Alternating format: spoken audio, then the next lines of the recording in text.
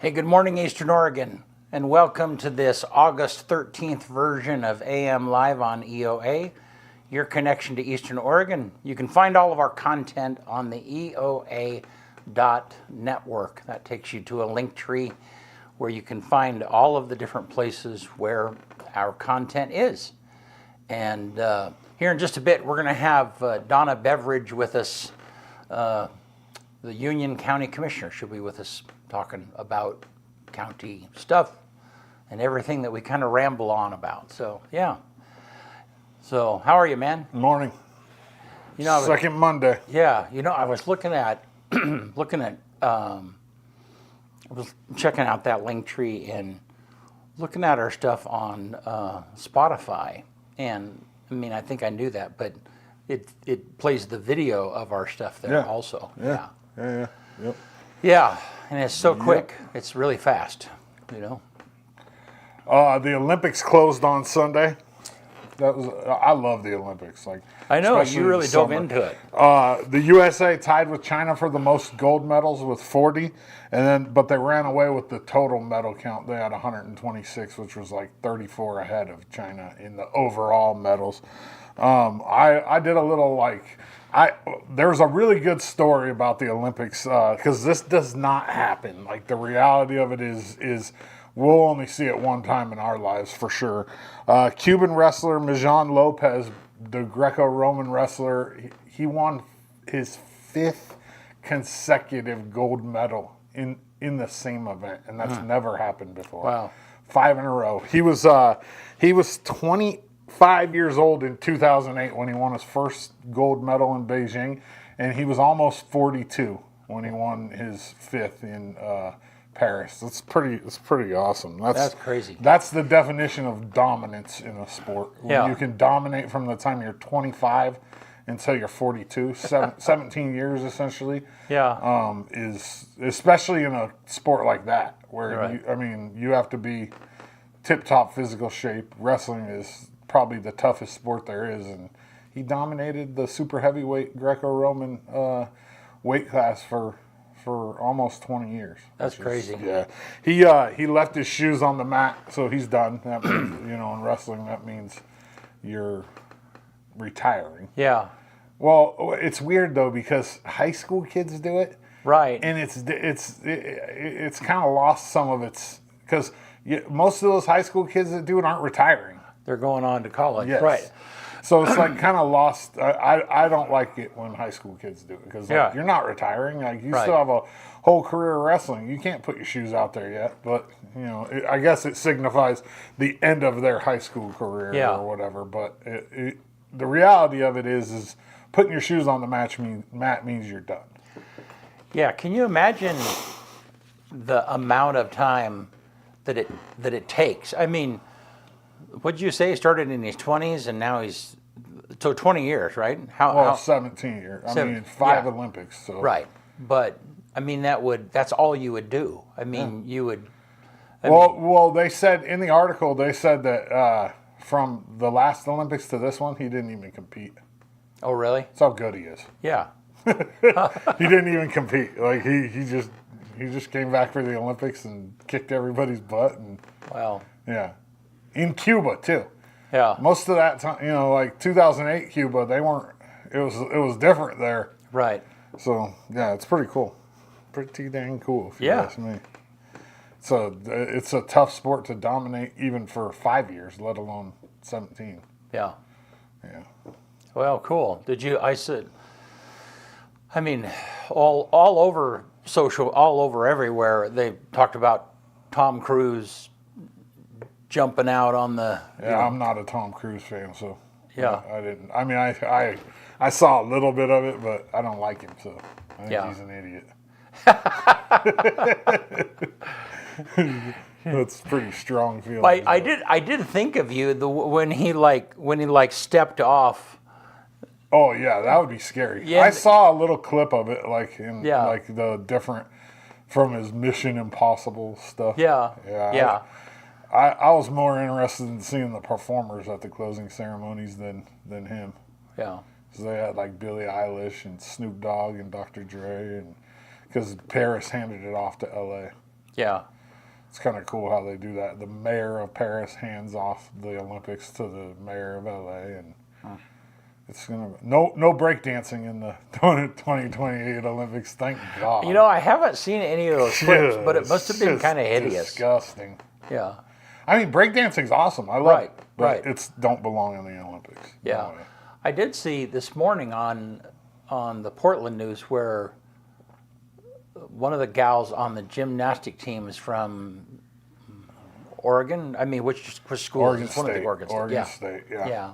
And then the Jordan Childs got her bronze medal taken away. I saw that. I heard that. Unfortunately, that happens. I Yeah. mean, when they go back and relook at everything, and there was some technicality, like judging wise, where the other girl ended up with a better score. I mean, it sucks, but it happens. Well, I mean it's even more of a technicality than that. So they gave it to the original gal. Jordan Childs, No, they gave it to the Argentina. Is Jordan Childs the American. The American. Okay, no, so they gave it to the one who ended up. So she received it first, and then they did a challenge. U.S. did a challenge, and so then they gave it to Jordan Childs. Okay, and then the other team challenged that they had challenged 4 seconds too late, and so so it's kind of a. I mean, if it's a rule, though, it's a rule. It's like that whole thing with Baker in the state championships for track. Yeah. Losing their state championship in the 4x1 because the kids spiked the baton. Yeah, that's not like this at all. But well, but if it's a rule and it got broken, then no. I mean, that's not this situation though. That's like, I mean, you'll have to look into it. There's no use. Well, if you said that they challenged them challenging it on time. So the challenge from the U.S. team. Who was it originally? The Argentinian team? I can't remember I have which. no idea. Okay, I know Jordan Childs was the bronze medal winner, and they took it away from her. That's all I know. And who did they give it to? Do you know? I have no idea. I don't know. No clue. It's all right. Well, there's no use wasting more. They appealed it, and it was denied. The U.S. appealed it, and it got denied. No, the U.S. appealed it. No, I'm talking about them taking away the bronze from her. They already appealed that, and it got denied. Okay. They took away the Americans' bronze medal. She doesn't have a bronze medal now at all. Right. USA already appealed that, and it got denied. Right. Yes. Right. That's what I'm saying. Yeah. Okay. Yeah, I don't know anything before that. I have no clue. Well, and I do. So. Yeah, but you're okay. Then explain. Okay. No, I don't Explain want it to all of us. No, I don't want to take the time to do it. This is stupid. Yeah. Okay. Well, you want to do sports? Must not be that important. Yeah. Yeah. Let's do it.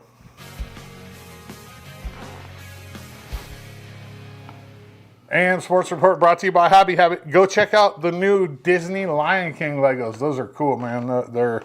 They have a lot of cool stuff there at Hobby Habit, 411 First Street in LeGrand, just for the fun of it.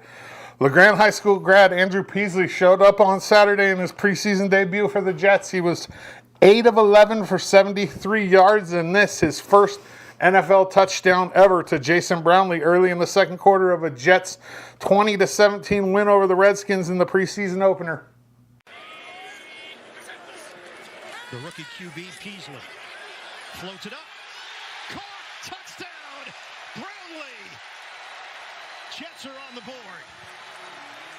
Perfectly placed by Peasley. Peasley, man, impressive throw and an impressive catch, and finally the Jets get on the board. Brownlee's got great wingspan.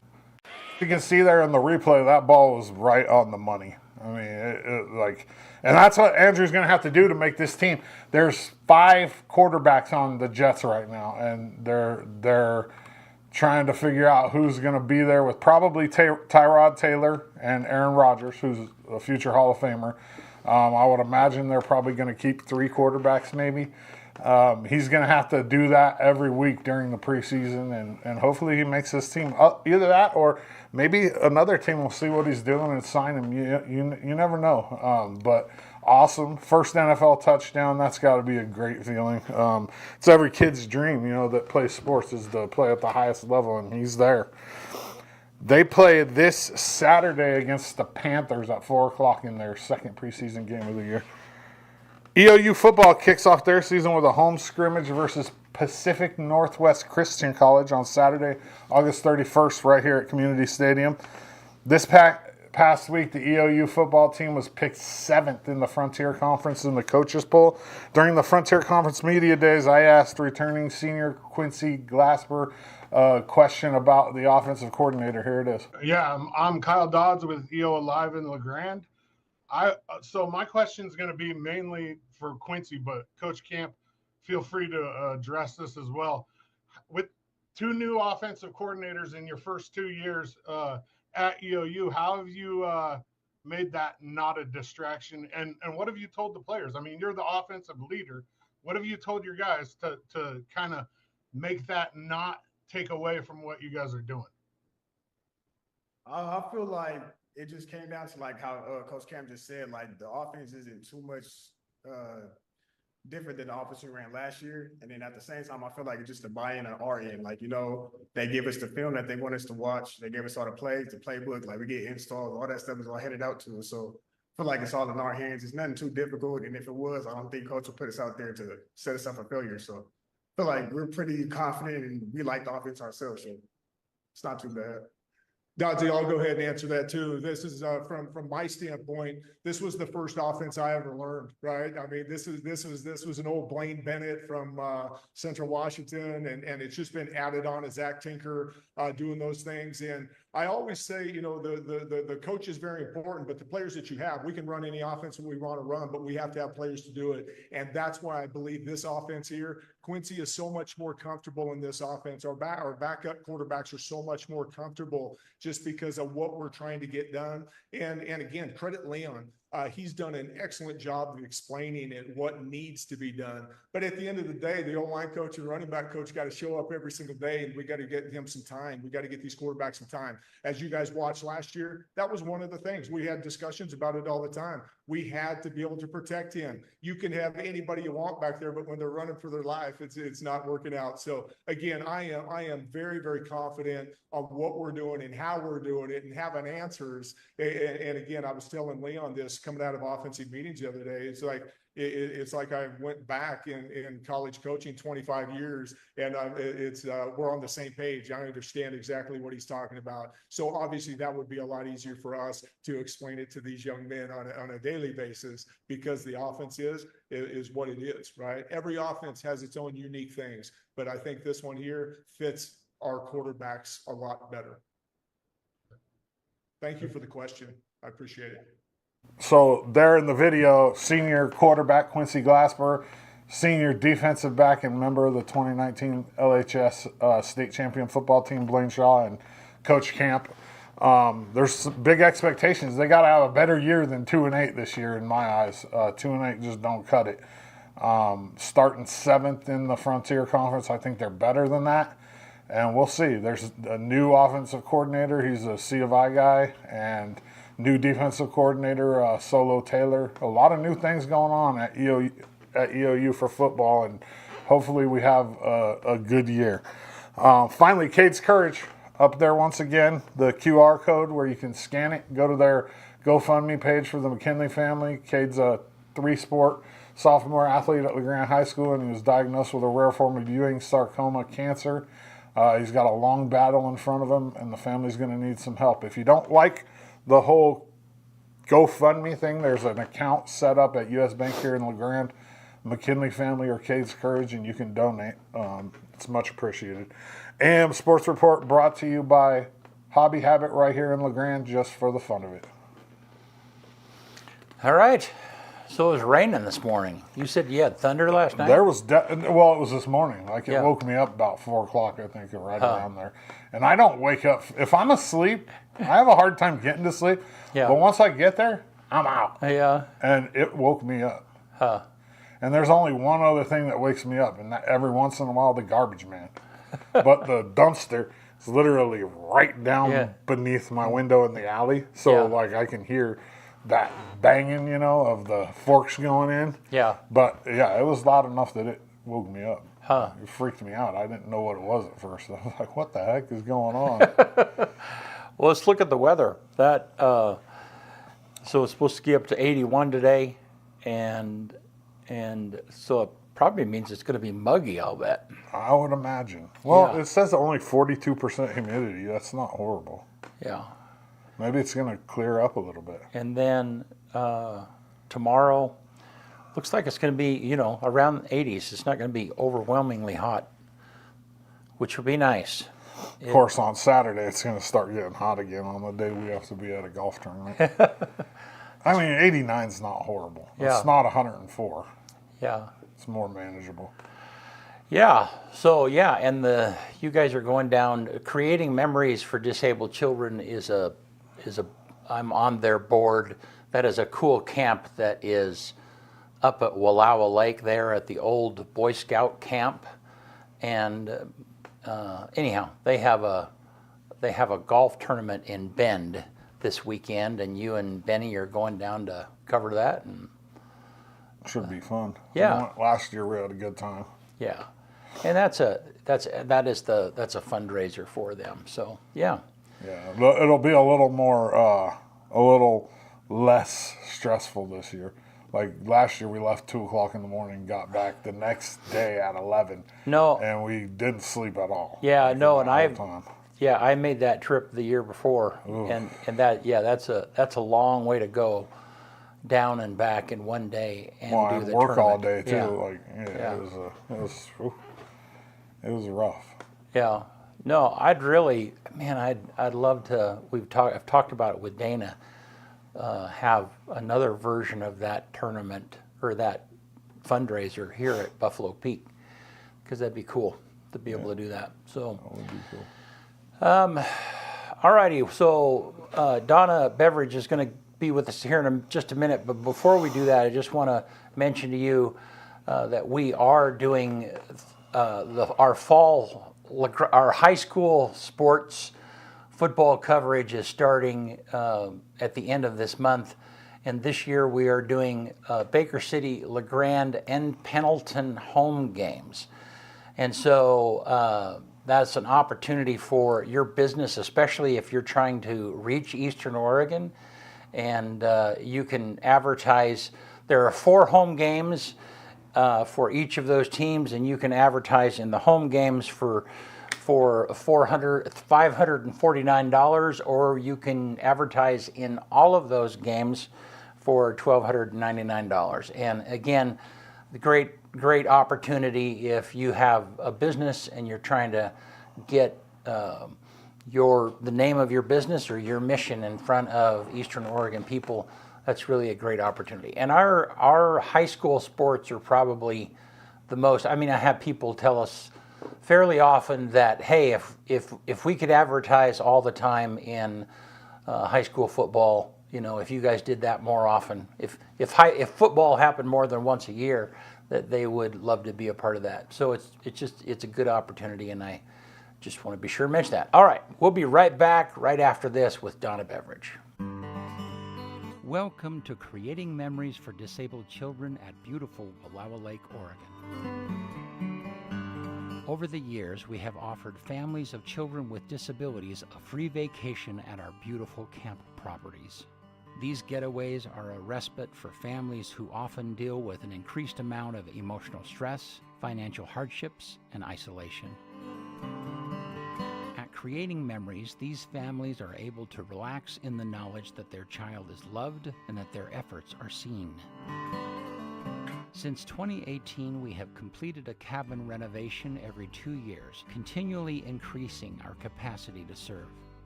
We have fully renovated 3 cabins to become fully accessible lodging for families, including full kitchens and wheelchair-accessible bathrooms.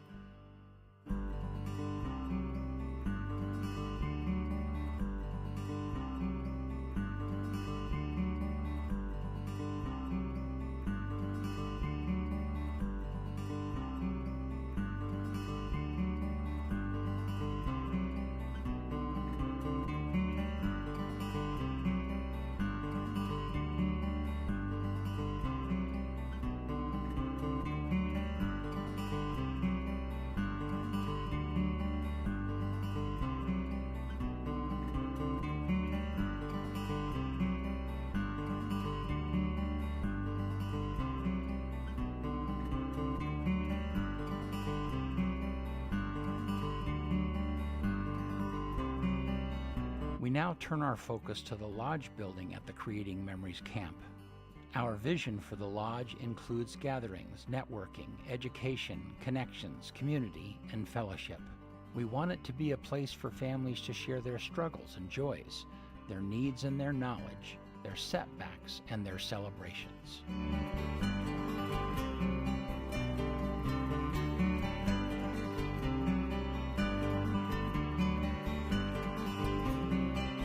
We are creating memories for disabled children, and our mission is to do just that.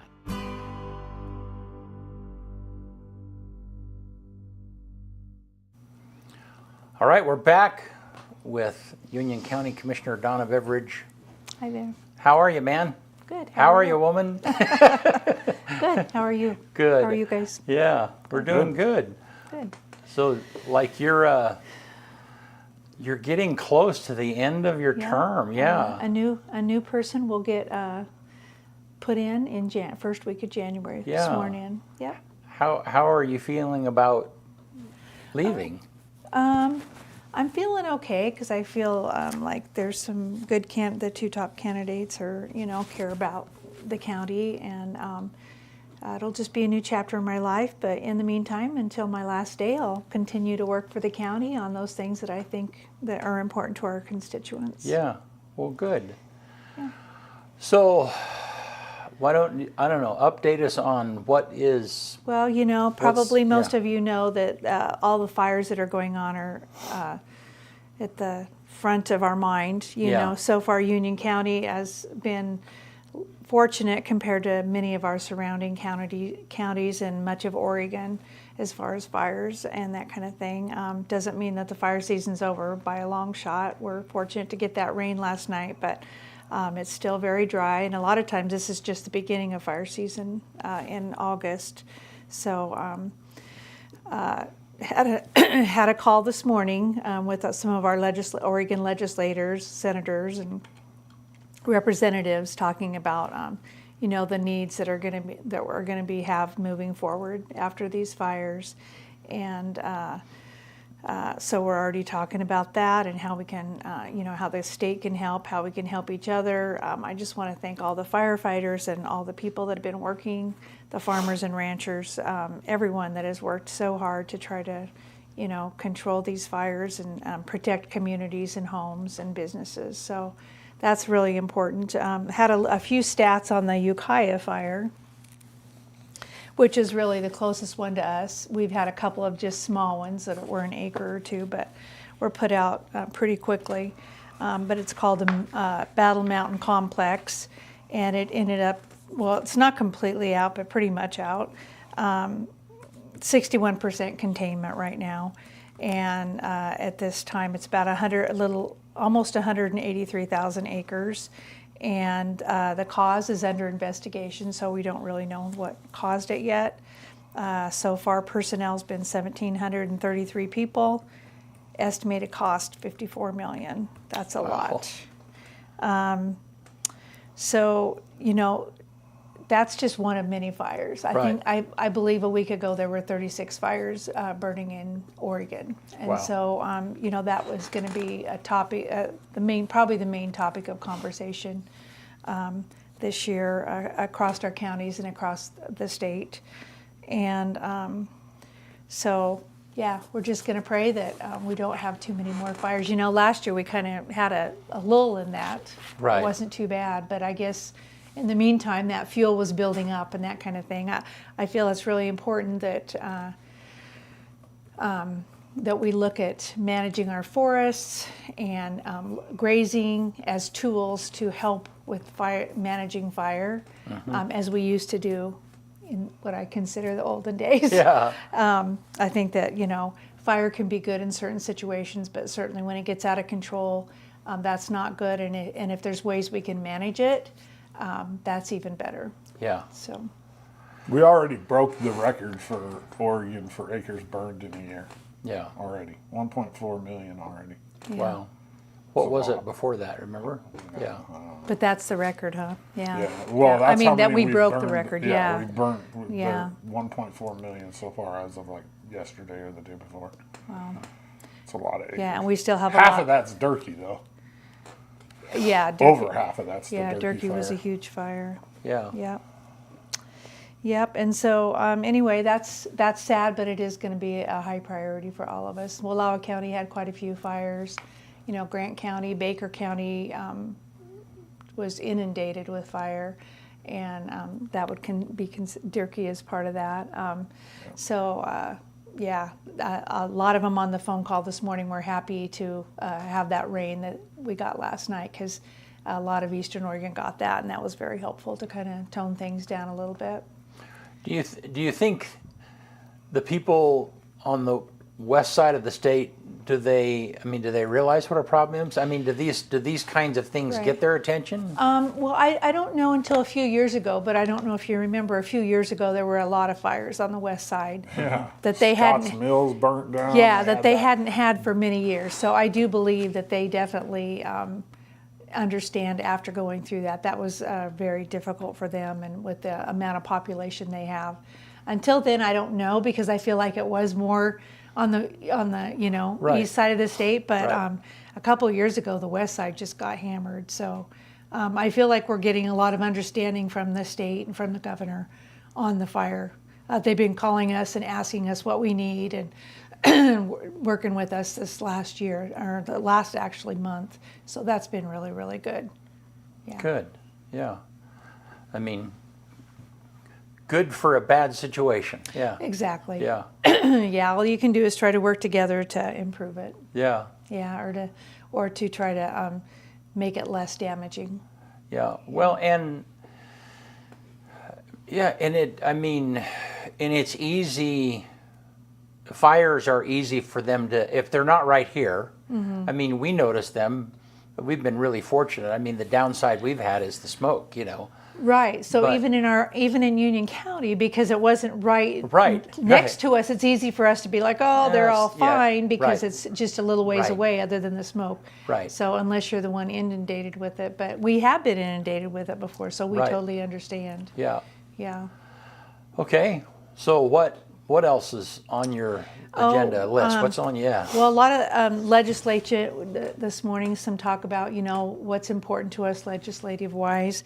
One of the things we're talking about is there's not going to be as much money available for maintenance of roads through the transportation in Oregon. And so we're talking about, wanting to make sure that, especially in these rural areas, that we have money for maintenance. And how did we go about that? So that's a big topic of conversation right now. So why isn't there? What's there, happening? There won't be as much tax money because some of the businesses aren't doing as well that pay a lot of taxes. Got it. Nike and some of the bigger businesses like that. And so they just are, they don't have the numbers yet, but they think that there's going to be quite a shortfall in money for road maintenance. So that's one of the topics that we're talking about. We want to get a handle on that ahead of time and really let the state know how important it is to at least maintain what we have. And that the rural areas, even though we don't have as much traffic as they do, it's very important that we don't get behind on that maintenance. Yeah. And so I'm looking at that. And then the place-based water planning that I'm a part of. Right. So the state is starting to have some meetings on other groups that will be able to do some place-based planning. And so I'm on the advisory group for that, being we were one of the first ones. And part of that is to make sure that even our group is able to implement something, because we certainly don't want it to just to plan for 8 years and then have it sit on a shelf. So it's very important that we can move forward and with the state agencies to work with us to make sure that we can implement some things that our local group came up with. And so that's what I will be speaking about, is that we make sure we don't waste our tax money by doing a bunch of planning and not implementing anything. And so for the Upper Grand Ronde, we have some, our 4 top projects that we're working on implementation, which as being a commissioner this year, learning that anything with government takes a long time. Right. It's not, it just doesn't move fast. That hopefully the next person that takes my place will continue on this path forward to do some implementation. And then also being on that advisory committee to help other areas be able to do their planning and work on water issues, because every county, every basin is totally different. You know, if you look at Wallowa Lake or Wallowa County, Baker County, Union County, we're all totally different, and our needs are different. Right. And so you can't really do a one-size-fits-all the way across Oregon. You can't make one rule Right. pertaining to water or anything else, really. You have to look at the individual area and basin, and so that's why I am thankful for the place-based planning. Place-based just means local, and wanting to know what our needs are, what our, you know, what the local people see as the priorities, and maybe the data gaps and that kind of thing, because there are a lot of data gaps in Oregon, and we don't want to just make decisions without data. Right. We want to make sure that we have the data to back those decisions up. For example, one thing that they were working on is, you know, the possibility of not ever letting anybody drill another well. Well, you can't, in my opinion, it should not be a one-size-fits-all. If there's an area that has data showing, you know, that, you know, our wells are going down, down, down, and we don't have enough water, then in that area maybe do that. But without data, you don't want to do that all the way across the state. And Yeah. especially with housing being a high priority in Oregon. Well, if housing's a high priority, but you can't have water, those are going to kind of contradict each other. So those are things that we're working on. Yeah. So what is the rationale? I mean, so I'm just so dumbfounded that somebody would think that it's okay to disallow wells. I'm not getting that. Right. Now, like I'm saying, if there's some Right. data saying that, you know, that area, which Harney County has that problem. Okay. But we don't have that data here, and Right. and so we don't want to. But it's just been proposed, and they have been doing public hearings, which I've spoke at those public hearings, and others have also. Let's don't do a across the board, you know, moratorium on no wells when we don't know if that's necessary. Yeah. Yeah. Okay. So, and then I was you said on the place-based storage. Mm-hmm. So what is the next action point? What is the... You don't just zip right into storage. Of course. Of course. There's a ton of studies you have to do. Right. You know, there's in-stream studies. There's about 10 different studies that you have to do, and then you have to get approval from many different, you know, places. And so right now we're trying to do, we got $100,000 for the feasibility study. Okay. So now we're working on those studies to lay the framework to go to the next. If you look at Wallowa Lake, just for them to raise it, you know, a little bit. They've been working on that for 15 years, and then now they were just getting ready to raise it, and they had the money, and now that just got stopped again. And so it takes a long time. Right. And people need to work together. And really, my goal as a convener of the group is to make sure that, you know, when we do a water project, that it helps all water users Right. and harms none.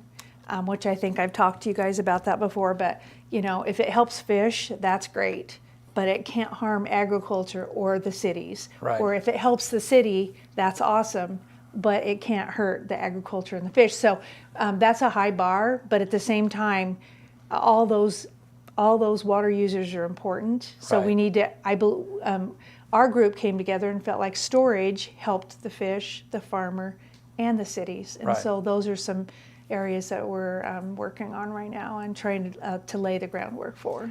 So then the process, once all of the boxes are checked and you get through, and then it's like, okay, then they still have to find the funds in order to actually do the work. Right. And, or is that part of the process? Well, no. I mean, no, the funds to actually do the work are after you've done the work, and you can say, this is our project, and this is what it's going to cost. You know, you get your feasibility studies, and then you get your costs together, and then you start looking for the funds, which, you know, hopefully the state can help with that. You're going to have some federal funds that are involved. There's going to be many funds that come together. And that also takes a long time. That isn't something you just zip through, but that's where you have to have, all the basis Right. of what you're going to do, what the costs are going to be, what is the advantage, how much water you're going to get, what water uses is it going to help, that kind of thing. Yeah. All right, cool. Yeah. Thank you Yeah, for you're that welcome. explanation. That helps.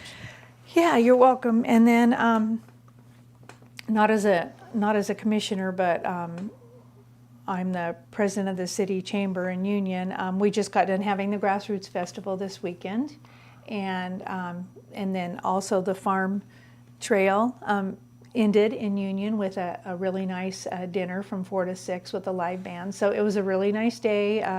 Had 45 vendors and about 50 cars. Lots of stuff for the kids. Everything free. It's free family fun. And then we end the evening with, during the day there's a chalk contest on our sidewalks. There's a duck race down Catherine Creek.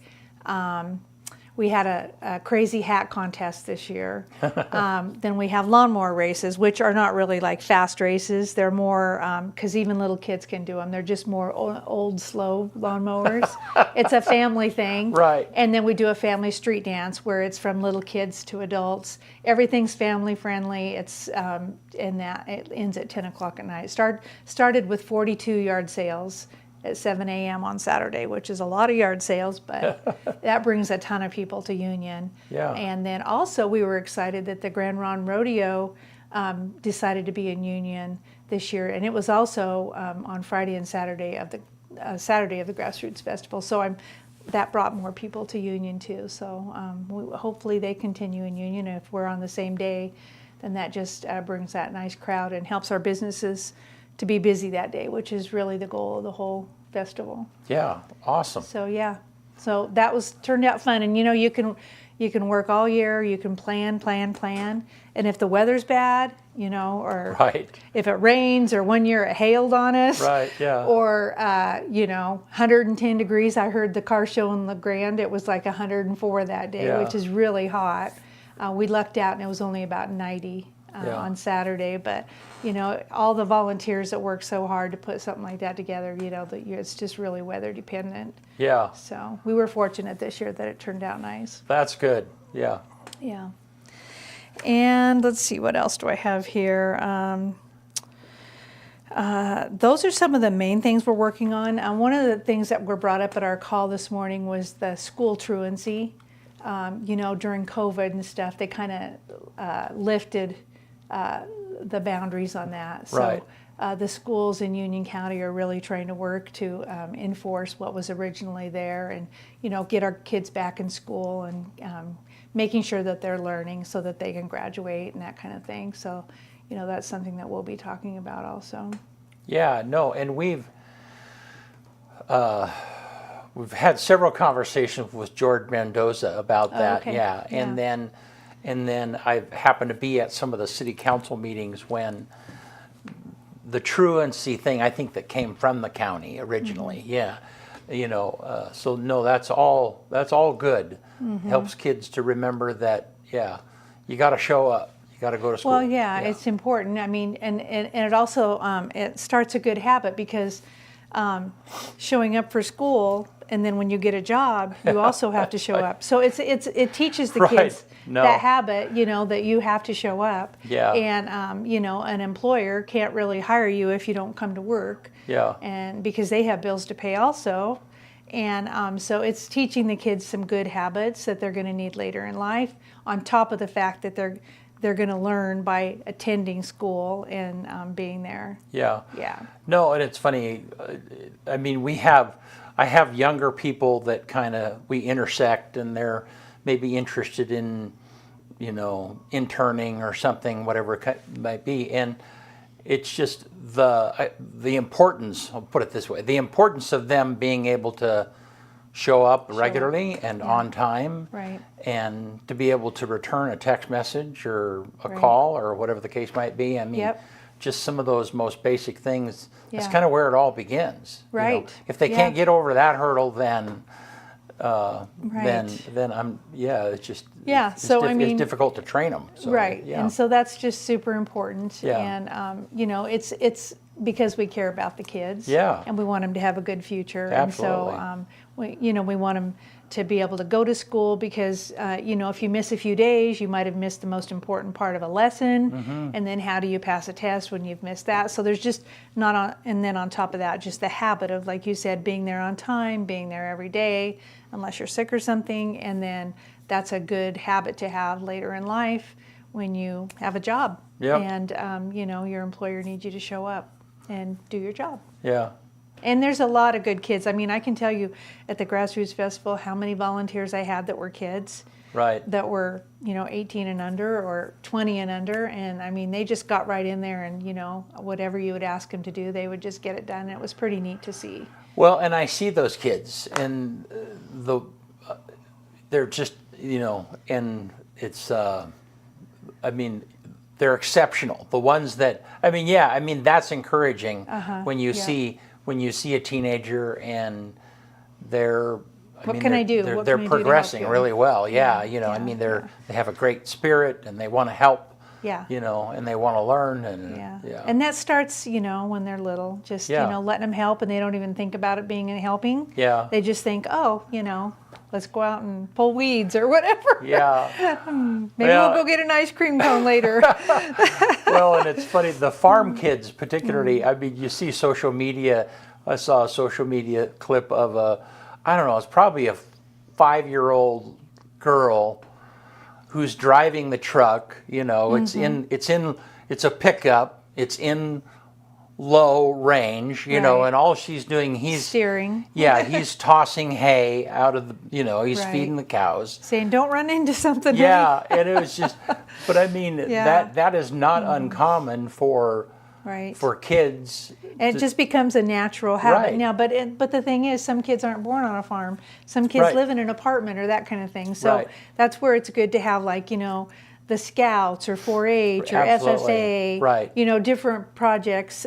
You know, different things that they can be in, or Yeah. or Arts East where they can go do some art. You know, Yeah, whatever their absolutely. habit, whatever Right. their you know, talents are. Yeah. I mean, there's other outlets for that, but even then you can learn responsibility, you know, Right. no matter if what it is. So it's Yeah. kind of neat. I think Union County has a lot of those things. The Union County Fair that, you know, we just had a couple Right. weeks ago was just awesome to see all the kids working hard and doing things. And it was pretty neat at the auction. This one young man that's, you know, dealing with cancer, and all the people bidding and stepping up, and, you know, tears in people's eyes, just supporting the kids. I just can't stress enough how fortunate we are in Union County to have businesses and people that support our kids and are teaching them how to work and Yep. and teaching them responsibility, and it's pretty neat to see. Yeah, very Yeah. cool. That's all I can think Well- of as far as the county wise, unless you have a question.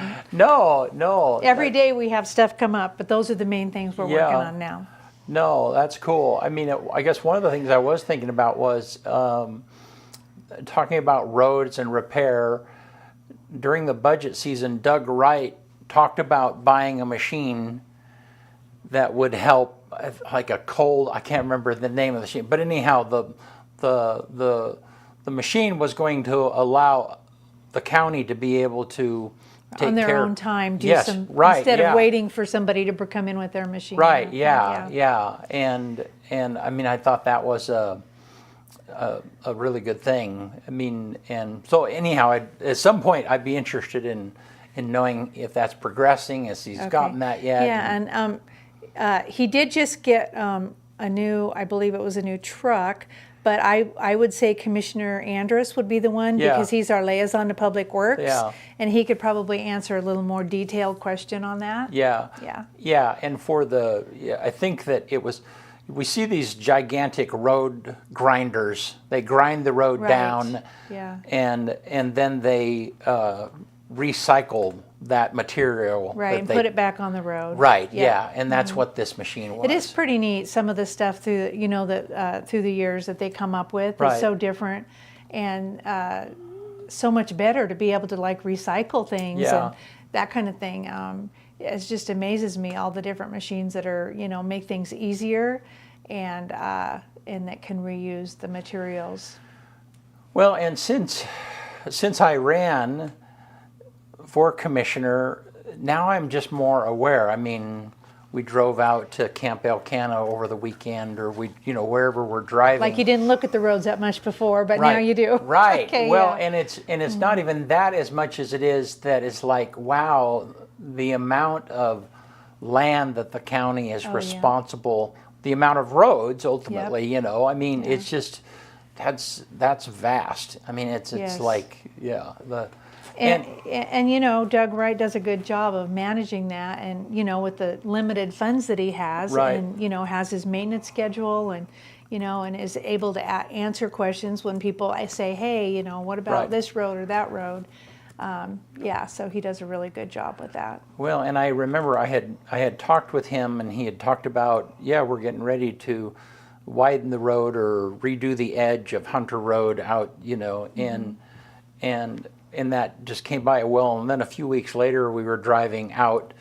We drove out Hunter clear to the tollgate highway where it goes, and they had added about another foot of on the edge. On the edge, but you don't even think about it that just erodes. I mean, that stuff just chips off. And so on at our last meeting, he did report that they had been working on the Morgan Lake project, and that it was going to be finished in the next week or two. So I'll probably be driving up Morgan Lake in the next week to see the finished project. Yeah, well, and the other thing that was just interesting to me is the collaboration of funds and efforts, and that's been the other thing as I've been driving different places. This okay, well, if it's a state highway, then the state takes care of a portion of that, but as soon as it becomes a county road, then and navigating all of that, whose job is it? So like in the city of Union, Main Street is a state highway. Right, yeah. But the side streets are the city streets, right? Right. And so like when Union made it legal for side-by-sides and four-wheelers to be in Union with a licensed driver and all, there's a whole stipulation, but that's only for the city streets. You can cross Main Street, but you can't go down Main Street because it's a state highway. Right, and so you're right, there's a lot of little details like that, Right. So when I'm bombing out in the golf cart on don't want to Main know Street about it. During 4th of July, that's illegal? On Main Street. You can be on Maybe the side we should streets. write Dana up for that. You can be on the side streets, and you can cross Main Street. You just are not supposed to be on Main Street. Yeah. Well, and the financial end of that too, is so then Main Street is, that's state highway. It's their responsibility to maintain that from a fund standpoint. The city streets are the city of Union. Right. But if you have like a road, like for instance, the road that runs from Union to Cove, okay, at some point that becomes county. Right. Yeah. And so then it's like, okay, if there's a gigantic pothole that is swallowing cars, then I guess the first thing is like, okay, well... Well, the main road from Union to Cove is a state highway. Is that a state highway That's a too? state Okay, highway. yeah. Yeah. So, but you kind of get what I But mean. if you went up High Valley, that's a county road. Right, yeah. From Union to Cove. Right, yeah. Bud Forrest says someone should tell the folks in Union what you were saying about it. That they're not supposed to go down Main Street. Yeah. Oh, you see it all the time. Well, it is what it is. Yeah. It's funny. No, but it's the same thing in LeGrand. I mean, so Adams Avenue and Island City Avenue, both of those are state highways. Right. And so then it would be a little more difficult to do that in LeGrand and really, oh, you mean like have people drive? Right, on yeah, site. that'll never happen. Because you guys have so much more traffic and that Never happen here. Well, and I'm trying to think, outside of Cove, does Cove allow four-wheelers? I believe they do have in town, you could drive four-wheelers and side-by-sides, and you're supposed, same thing, cross the state highway, which is the main one going through town. Right, yeah. Obviously, if you need to go to the service station, you can cross over to that. Yeah. But you're supposed to stay off the main highway. Yeah. Now, if you're a farmer and you're out irrigating, and you're going to the next field, that's okay. That's allowed, yeah. To go to your next field and turn on the sprinkler and that kind of thing. But I think generally, though, OHP has a lot bigger things to do than to patrol whether or not a four-wheeler is legally on a state highway or not. I suppose that there's a lot of there's a lot of things like that that are state laws that go along with the highways, but I don't know, they're not very enforced just because. I can't speak for them. Yeah, I know so you I don't couldn't know. speak for them. Yeah. Yeah. But because it's just they've got bigger fish to fry, So. Right. Yeah, but I think a lot of the smaller cities have the ordinance where you can take your side by side to this post office and get your mail or different things like that, which is pretty handy if it saves on fuel and that kind of thing. So before we quit, what are you gonna do with your extra time once you're done? Well, what are you looking forward to? Let's put it that way. Well, I don't know that I'll have extra time. So it's a new chapter, I guess. Yeah. Yeah. We live on a farm, so it's not like I'm going to be out of time. No. Still do yeah. the Right. Yeah. 4th of July and Grassroots Festival and that kind of thing. So I may work part-time still. I just haven't decided, but have 14 grandkids, so go to more ball games and enjoy that, and help on the farm more. And I'm sure I'll find something to do, but I may work part-time too. I'm not one to just sit around, so we'll just see what comes next. But I've really enjoyed being a commissioner. I didn't plan on it, but I really enjoy the people, listening to what they care about, and working for the people. So I've really enjoyed this 8 years. It went by pretty fast, really. Yeah. Time flies. Well, and I like, and I know you're an important part of that. I like what's happening in Union. I like that the city of Union is just, they're kind of stepping it up. I mean, and well, we have a new Main Street group, and a lot of volunteers are on it. And then we have got a lot of good people that doing the stock show. Right. And then they're starting to rent that out more. They have the Rodeo Bible Camp, and then now they have the Grand Ron Rodeo. And then we have a new city manager. She's from Elgin, and Celeste Tate. Yeah, and she was on the show. She's doing a great job. Yeah. And then, of course, we have Dana at the golf course. And, so we have a lot of good things going on over there, and everybody's working together. They're not working in silos, so we kind of all work together for what's the good. And I also feel like in Union County we do that too. Like I meet with Timothy Bishop from the city of LeGrand, and then LeGrand Main Street and the Union County Chamber. We all meet once a month. And then EOVA, Eastern Oregon Visitors Association, and we talk about economic development. We talk about what's going on. What businesses we've been talking to, what their needs are, how we can help them, and so there's a lot of us working together instead of against each other, because we know that if it helps one of us, it helps everybody. Right. Yeah. And I just feel really good about that, and I'm hoping that the next commissioner just keeps continuing that on. Yeah. Well, good. To make it good, for all of us, Well, for the whole region. Well, and the water part, I think that you've been working on is really important to just keep pushing on that and to keep. Water is life. I mean, if we don't have water, we have nothing. And so we need to really, I look at places like Klamath Falls, we need to really make sure that we protect water in all areas, I mean, part of that is getting some more data so we know, what water we do have and don't have. But at the same time, just working together to get that data and to make those good decisions so that we're still here, 100 years from now and doing well. Yeah. Yeah, that's the goal. Well, Donna, thank you. Thanks for being on this morning. Yeah. And appreciate you coming and giving us an update. And yeah. And Andrew Peasley, I'm excited. I saw that first touchdown he did, and congratulations to Andrew. Yeah, how crazy is that? That's very awesome. Cool. Yeah. All right, you want to get us out of Let's here? do it. On this day, August 13th, 1907, the very first taxi cabs go into operation in New York City. They were imported by Harry Allen. 1913 on this day, stainless steel was invented in Sheffield, England by Harry Brearley. We're going to jump all the way to 1997 because nothing happened between 1913 and 1997. Animated TV sitcom South Park debuts on Comedy Central. 1997, that was my senior year in high school. It's a long time ago. 2008 on this day, American super swimmer Michael Phelps wins 3 gold medals in one day. The crazy part about it is in those 3 gold medals, he broke the world record in all 3 of those events. 3 world records, one day. Wow. Michael Phelps. It's crazy.